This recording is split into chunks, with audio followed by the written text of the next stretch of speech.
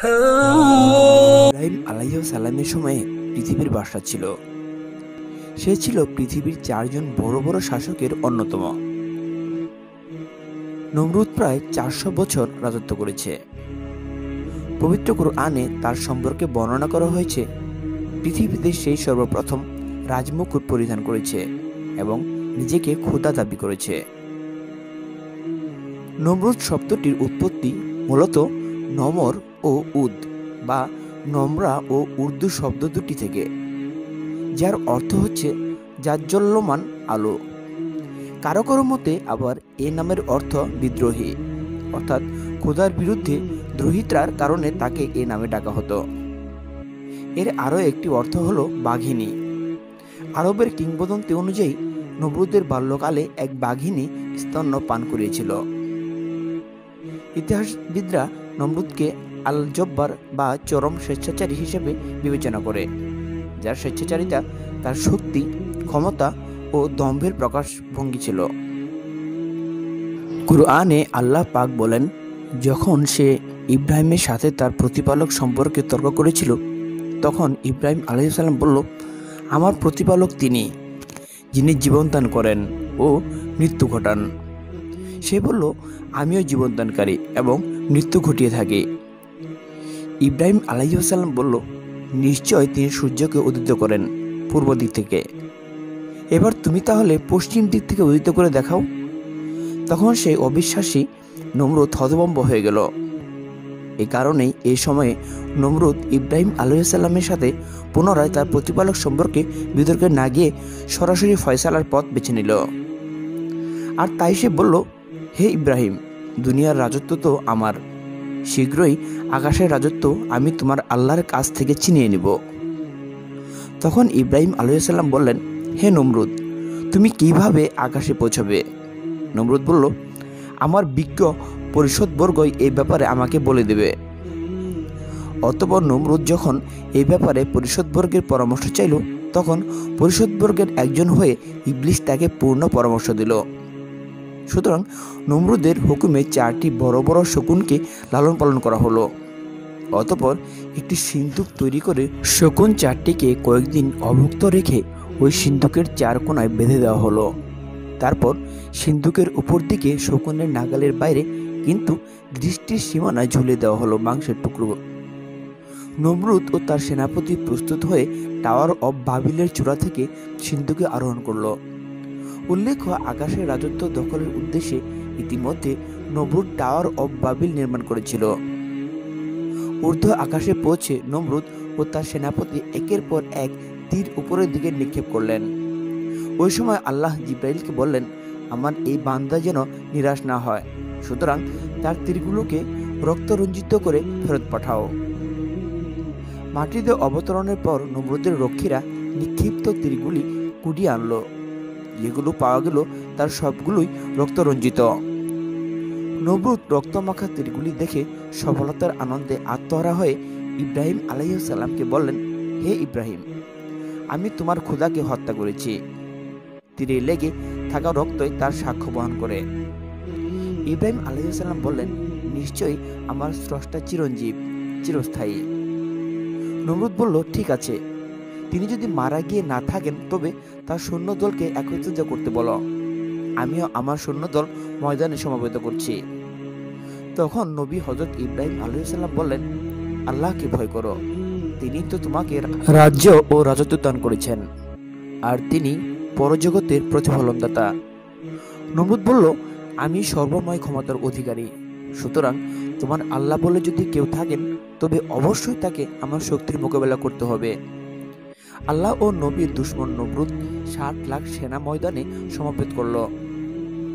এদিকে প্রতিপক্ষের কোনো দেখা নেই। নমরুদ ইব্রাহিমকে বললেন, তোমার প্রতিপালকের সেনাদল কোথায়? তিনি নিশ্চয় আমার শক্তিবল থেকে ভীত হয়ে পশ্চাৎপসারণ করেছেন।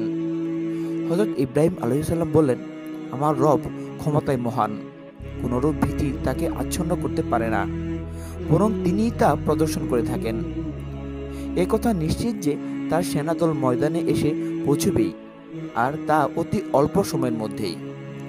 নমরুদ সেনাপতিদের বলল, প্রস্তুতি নাও, যুদ্ধ পতাকা উড়িয়ে দাও, সতর্ক হও, নাকাটা বাজাও। 60 লাখ সেনার শোরগোলে ভূমিকম্পিত হলো। নমরুদ পুনরায় ইব্রাহিম আলাইহিস সালামকে বললেন, কোথায় তোমার রবের সৈন্যদল? তখন হযরত ইব্রাহিম আলাইহিস সালাম দূরে আকাশের দিকে অঙ্গুলির নির্দেশ করলেন। দূরে কালো রঙের একটা মেঘ দেখা যাচ্ছে। যখন সেটা কাছে মাথার উপর চলে এলো, তখন লাখ লাখ মশার গুনগুন কলতানে চারদিক মুখরিত হলো। কিন্তু নমরুদ এদের ব্যক্তিত্বকে খাটো করে দেখে অবজ্ঞার সুরে বলল, এ তো সামান্য মশা, তুচ্ছ এই প্রাণী, তার উপর নিরস্ত্র। তোমার রবের কি অস্ত্র ভাণ্ডার নেই? হযরত ইব্রাহিম আলাইহিস সালাম বললেন, আমার রবের বাহিনী সম্পর্কে তোমার কোনো ধারণা নেই। এই বিশাল বাহিনীর জন্য তিনি এই তুচ্ছ নিরস্ত্র মশাকে যথেষ্ট মনে করেছেন। এরপর মশার দল এসেই নমরুদের প্রত্যেকটি সৈন্যের দেহে উড়ে পড়ল। তাদের মাথা, দেহ, নাক, চোখ, পেট, পিঠ, হাত পা কোনো জায়গায় বাকি রাখল না। সারা অঙ্গ প্রত্যঙ্গ মশা ছেয়ে ফেলল। এরা সর্বস্থানে এমনভাবে দংশন করতে লাগলো যে তারা তাদের হাতে অস্ত্র ফেলে দিয়ে দুহাতে মশা তাড়াতে ও দেহ চুলকাতে শুরু করে দিল। কারো কারো কর্ণ ও নাসিকা পথে মশার ভিতরে প্রবেশ করে মাথার মগজ কাটতে লাগলো। মশার সংখ্যা এত বেশি পরিমাণে ছিল যে কোনো ক্রমে কেউ তার শরীর মশামুক্ত করতে পারেনি। এইভাবে কিছুক্ষণের মধ্যেই নমরুদের প্রত্যেকটি সৈন্যের দেহের সমস্ত রক্ত ও মাংস এবং মাথার মগজ সহ একেবারে শেষ করে ফেলল। সৈন্যগণ যেখানে দাঁড়িয়েছিল সেখানে একইভাবে দাঁড়িয়ে রইল। কারো নড়াচড়া করার মতো শক্তি রইল না। দেখতে দেখতে সকলেরই জীবন শেষ হয়ে গেল। যুদ্ধের ময়দানে যখন এই অবস্থা, তখন বাদশাহ নমরুদ একটু দূর হতে তার সৈন্যদের এই দুরবস্থা দেখে ভয়ে ও ত্রাসে পলায়ন করে নিজের মহলে প্রবেশ করে তার বিবির কাছে বলতে শুরু করলো, কোথা হতে অসংখ্য মশার ঝাঁক উঠে আমার সকল সৈন্যের রক্ত, মাংস ও মগজ খেয়ে ফেলেছে। আমি এভাবে না আসলে সম্ভবত এতক্ষণ আমার প্রাণটিও শেষ হয়ে যেত। ঠিক সেই মুহূর্তে একটি বড় মশা উড়ে এসে নমরুদের নাসিকায় ছিদ্র দিয়ে মগজে প্রবেশ করে বারবার দংশন করতে লাগলো। তাতেও অস্থির হয়ে মহাপাপী নমরুদ উচ্চস্বরে চিৎকার আরম্ভ করলো। এই মারাত্মক অবস্থা হতে যে কিভাবে মুক্তি পাবে তার উপায় খুঁজে না পেয়ে বাদশাহ দিশারা হয়ে নিজের পায়ে জুতা খুলে নিজের তা দ্বারা মাথায় আঘাত করতে লাগলো। তখন মশাটির দংশন থেকে একটু বিরত থাকে। এতে নমরুদ কিছুটা আরাম বোধ করে। তখন এইভাবে একটু স্বস্তি এবং আরাম লাভের জন্য বাদশাহ নমরুদ তার মাথায় জুতার আঘাত সব সময়ের জন্য চালু রাখার উদ্দেশ্যে একজন কর্মচারী নিযুক্ত করল। তার কাজ হলো সবসময় বাদশার মাথা জুতার আঘাত করা। পাপিষ্ঠ নমরুদ একাধারে 40 দিন পর্যন্ত এইভাবে জুতার আঘাত মাথায় বরণ করে নিয়ে প্রাণে মৃত্যু অবস্থা বেঁচে রইল। একদিন বাদশাহ ও তার আত্মীয়গণ সকলে তাকে নিয়ে তিরস্কার এবং কটূক্তি করতে লাগলো। তার কর্মচারীটার মনে হঠাৎ এমন বিরক্তি ও ক্রোধের সৃষ্টি হলো যে সে হাতে থাকা জুতা দ্বারা মাথায় সজোরে একটি আঘাত করল। তাতে বাদশার মগজ শূন্য মাথার দুভাগ হয়ে গেল। তখন সকলে পরম বিস্ময়ে লক্ষ্য করল তার মাথার ভিতরে মগজের লেশ মাত্র অবশিষ্ট নেই, সবই মশা খেয়ে ফেলেছে।